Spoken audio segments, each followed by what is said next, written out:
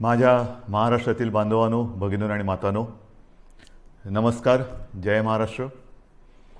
खरं म्हटलं तर एक 2-4 दिवसापूर्वीच आपल्या भेटीला आलो होतो. मग असं नेमकं या 4 दिवसात पुन्हा आपल्या भेटीला येण्यासारखं काय घडलेलं आहे आपण जाणून आहात.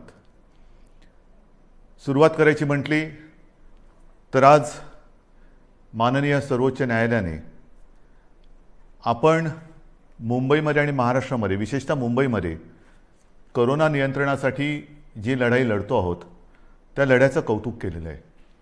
ही एक विशेष बाब आहे जी मला आपल्याबरोबर नक्कीच शेअर करायला आवडेल. किंबहुना आपल्याला ह्याची माहिती मिळालेलीच आहे. पण हे एकटे आपल्या यंत्रणेचं यश नाही. जर आपला सहभाग आणि आपलं सहकार्य या लढ्यामध्ये मिळालं नाही तर आपण हा लढा यशस्वी तर सोडाच, लढूच शकणार नाही.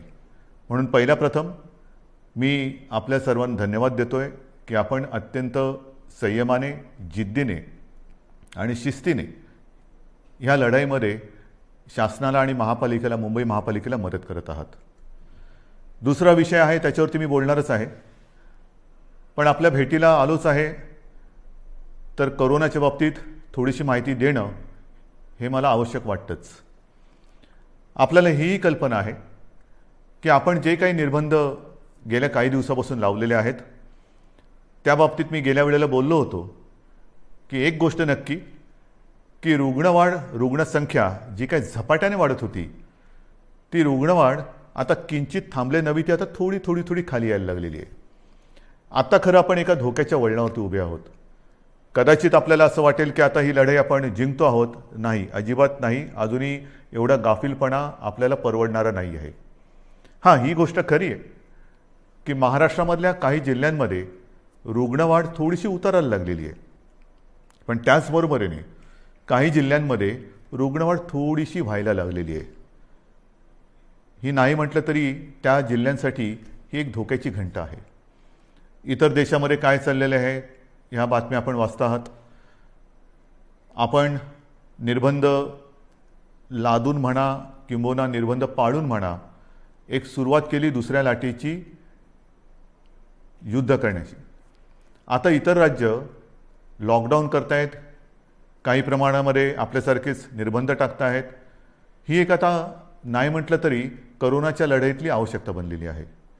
आज मी आपल्याशी बोलताना हे एक दिलासादायक चित्र आपल्याला सांगत असतानाच आणखीन एक बातमी जी आलेली आहे की देशात, जे मी गेल्या वेळेला आपल्याला बोललो होतो आणि आपण त्याची तयारी गेल्या महिन्यापासून करतो आहोत, ते म्हणजे आता केंद्र सरकारच्या विज्ञानविषयक सल्लागारांनी एक इशारा दिलेला आहे की देशामध्ये तिसरी लाट येते आहे, सावध राहा.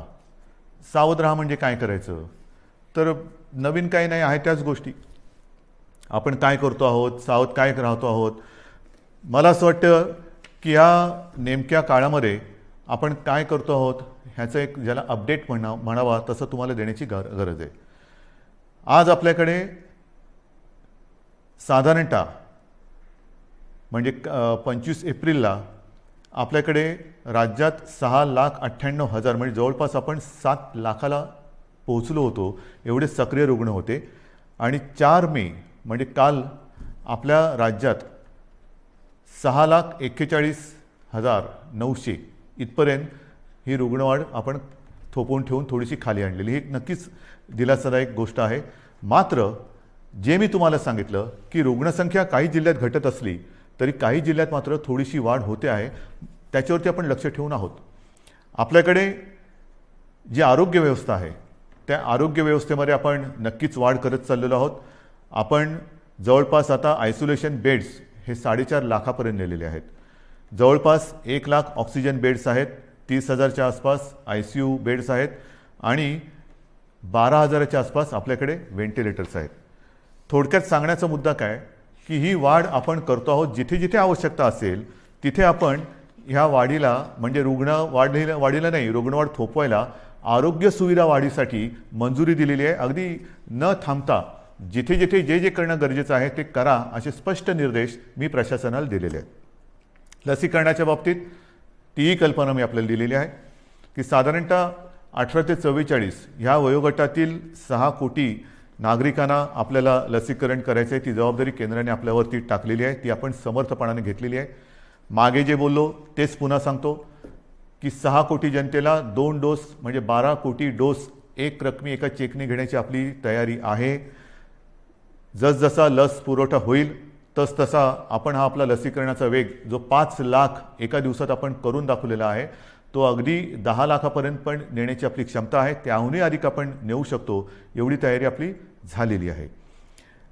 लसीकरण मी केंद्रावरती आरोप करत नाही, परंतु केंद्राची सुद्धा अडचण आहेच.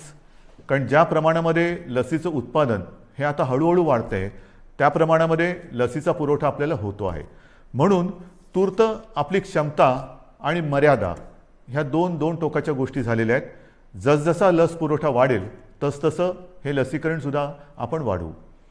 मग त्याच्यानंतर ऑक्सिजनच्या बाबतीत सुद्धा मी सांगितलं की साधारणतः रोज 1200 मेट्रिक टन ऑक्सिजन आपण दर दिवशी आपल्या राज्यामध्ये उत्पादित करतो. आज हा जो वापर आहे तो 1700 मेट्रिक टनच्या आसपास झालेला आहे. एवढा रोजचा आपल्याला ऑक्सिजन आज लागतोय.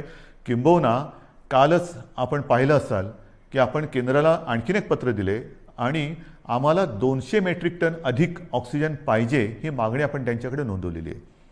1200 मेट्रिक टन हा आपल्या राज्यात उत्पादित होणारा ऑक्सिजन आणि त्याच्यावरचा 500 मेट्रिक टन ऑक्सिजन आहे तो केंद्र सरकार आपल्याला इथून तिथून राज्यातून बाहेरच्या राज्यातून नेण्यासाठी किंवा देण्यासाठी त्यांनी आपल्याला एक परवानगी दिलेली किंवा मंजुरी दिलेली आहे. हे झालं आजचं चित्र. पण तिसऱ्या लाटेसाठी तयार राहा हे जे काय आता आपल्या केंद्राचे देशाचे वैज्ञानिक सल्लागार बोलत आहेत आपण याची तयारी सुरू केलेली आहे. मी गेल्या काही दिवसांमध्ये प्रशासनाला याही सूचना दिलेल्या आहेत की महाराष्ट्र जो आज 1200 मेट्रिक टन ऑक्सिजन रोजचा निर्मिती करतो आहे ही निर्मिती आपल्याला किमान 3000 मेट्रिक टनापर्यंत न्यायची. किमान म्हणजे 1200च्या पुढे जवळपास 1800 मेट्रिक टन अधिक ऑक्सिजन आपल्याला येत्या काही दिवसात उत्पादन केलाच पाहिजे हा आपला आग्रह आणि आपला कटाक्ष आहे आणि सुरुवात झालेली आहे. मग वेगवेगळ्या प्रकारचे प्लांट्स आहेत, PSA असतील, आणखीन काही असतील. आता आपण 300 PSA मी मागे सांगितलं तुम्हाला प्लांट उभारणीसाठी मंजुरी दिलेली आहे. येत्या काही दिवसामध्ये त्याची सुद्धा सुरुवात होईल आणि काही ताबडतोबीने सुरू होतील. जसजसा प्लांट लावायला म्हणजे त्याच्या बांधकाम असेल आणखीन काही असेल त्याला जसा वेळ लागतो तेवढा वेळ लागेल आणि लवकरात लवकर ऑक्सिजन मिशन ऑक्सिजन हे त्याला मी नावच दिलेलं आहे मिशन ऑक्सिजन. येत्या काही दिवसात महाराष्ट्र हा ऑक्सिजनच्या बाबतीत स्वयंपूर्ण झालाच पाहिजे ही आपली अटकळ नव्हे हे आपलं कर्तव्य आहे आणि त्या दृष्टीने आपण हालचाल हे करतो आहोत. आणखीन एक गोष्ट हे आता तुम्हाला थोडंसं सांगणं मला गरजेचं आहे. रेमडेसिवीरच्या बाबतीत मी तुम्हाला सांगितलेलं आहे हळूवारपणाने केंद्र आपल्याला जो कोटा त्यांनी दिलेला आहे त्याच्यात हळूवार वाढ होते आहे. अजूनही पूर्ण जेवढी आवश्यकता आहे तिथपर्यंत आपण पोचलेलो नाही, पण हळूवारपणाने त्याच्यात थोडी प्रगती होते आहे आणि रेमडेसिवीरचा पुरवठा हा आवश्यकतेनुसार आपण प्रत्येक जिल्ह्याला करतो आहोत. काही जणांची तक्रार आहे की आमच्याकडे एवढे रुग्ण असताना आमच्याकडे एवढेच इंजेक्शन्स येतात. ही तक्रार आहे, जरूर आहे, पण त्यासाठी आपण आणखीन एक गोष्ट सुरू केलेली आहे. एक काल परवापासून मी जो आपला टास्क फोर्स आहे त्या टास्क फोर्सला आपल्या जसं मुंबई आहे, पुणे आहे, ठाणा आहे, मग कुठे भंडारा असेल, नागपूर असेल, सोलापूर असेल, ह्या तिथल्या जिल्ह्यातील आणि तिथल्या शहरातील जे आपले फॅमिली डॉक्टर्स आपण ज्याला म्हणतो जो कुटुंबाचा डॉक्टर त्यांना सगळ्यांना झूम कॉलवरती एकत्रित करून मार्गदर्शन करायला आपण सुरुवात केलेली आहे. काय करायचं आपल्याकडे रुग्ण आल्यानंतर त्याला कोविड झाला आहे तर घरातल्या घरात म्हणजे आपण म्हणतो ना की आवश्यकता नसेल तर हॉस्पिटलमध्ये येण्याची गरज नाही, पण आवश्यकता असेल तर हॉस्पिटलमध्ये त्वरित आलं पाहिजे. मग हे नेमकं जो काही एक मी म्हणेन फरक आहे तो कसा करायचा. घरी असेल तर घरच्या घरी कोणती औषधे दिली गेली पाहिजेत, कोणती दिली म्हणजे द्यायची गरज नाही आहे, किंबहुना देण्याची गरज नसताना सुद्धा दिली जातात ती टाळली पाहिजे, याचं संपूर्ण मार्गदर्शन आपल्या राज्यातील सर्व वाड्या वस्त्या अगदी गल्ली बोळातले सुद्धा जे आपले चांगले चांगले डॉक्टर्स आहेत, अनेक वर्ष जे प्रॅक्टिस करतायत आणि त्या वस्तीला एक आधार म्हणून काम करतायत, त्या सगळ्यांना सोबत घेऊन आपण पुढे जातो आहोत. रेमडेसिवीर असेल, अगदी इतर काही गोष्टी असतील, या सगळ्या बाबतीत आपण स्वयंपूर्ण होण्याच्या दृष्टीने वाटचाल करतो आहोत की जेणेकरून तिसरी लाट, दुसरी लाट तर लवकर थोपवायची आहेच, पण तिसरी लाटसुद्धा जर का आली तर तिचा घातक दुष्परिणाम आपल्या राज्यावरती होऊ द्यायचा नाही, हा चंग बांधून आपलं महाराष्ट्र सरकार काम करत आहे. हे झालं एक करोनाच्या बाबतीतचं. मग दुसरा मुद्दा आहे तो साहजिकच आहे. जसा पहिला मुद्दा मी सांगितला की सुप्रीम कोर्टाने आज मुंबई महापालिकेच्या लढाईचं कौतुक केलेलं आहे, तसंच ही लढाई आपण लढत असताना, ही जिकराची लढाई, जीवावरती बेतलेलं हे संकट आहे, अगदी देशात हाहाकार झालेला आहे, आणि अशी ही लढाई आपण जिद्दीने लढत असतानाच एक सुप्रीम कोर्टाने आणखीन एक निर्णय दिलेला आहे, तो मात्र थोडासा निराशाजनक आहे. बरोबर आहे, मराठा आरक्षण. मराठा आरक्षणाची ही लढाई आपण न्यायालयाच्या माध्यमातून, न्यायालयाकडे आपण न्यायाच्यासाठी न्यायालयात लढत होतो. आपल्याला सर्वांना कल्पना आहे की काही वर्षांपूर्वी आपल्या विधिमंडळामध्ये सर्व पक्षांनी, म्हणजे तेव्हा तर शिवसेना आणि भारतीय जनता पक्षाची युतीच सत्तेमध्ये होती, आणि विरोधी पक्ष म्हणजे जे आज आपले सहकारी आहेत काँग्रेस आणि राष्ट्रवादी, ह्या राज्यातील प्रमुख 4 पक्षांनी आणि इतर सर्वांनी एकमुखी एकमताने मराठा समाजाला आरक्षण देण्याचा कायदा पास केला. तो मंजूर केला. मग त्याला आव्हान दिलं गेलं. उच्च न्यायालयामध्ये आपण ही लढाई जिंकलो. त्याला आव्हान दिलं गेलं. मग सर्वोच्च न्यायालयात ही लढाई गेली. सर्वोच्च न्यायालयात ही लढाई आपण लढलो, आणि दुर्दैवाने आज हा निराशाजनक निकाल ह्या अगदी लढाईच्या ऐन भरामध्ये आलेला आहे. नेमकं काय झालं? जे काही एक ढोबळमानाने निकाल आलेला आहे, कारण आता निकालपत्र ते आता हाती आलेलं आहे, त्याच्यावरती आणखीन डिटेलमध्ये काम सुरू आहे, त्याचा अभ्यास सुरू आहे. पण सर्वानुमते एकमुखाने घेतलेला हा निर्णय सुप्रीम कोर्टाने त्याच्या विरोधात निकाल दिलेला आहे.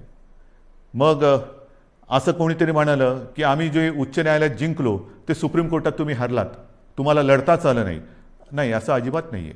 ज्या वकिलांनी आपल्याला उच्च न्यायालयामध्ये विजय प्राप्त करून दिला, बाजू मांडली, यशस्वीपणाने मांडली, तेच वकील त्याच्यात कुठेही बदल न करता किंवा त्यांच्यात अधिक काही वकिलांची आपण त्यांना मदत देऊन ही लढाई आपण अत्यंत योग्यपणाने, समर्थपणाने, सर्वांचं मत एकत्र घेत आपण ही लढलो आहे. पदरी निराशा आलेली आहे, पण निराश झालो किंबहुना निराश झाला तर तो महाराष्ट्र कसला.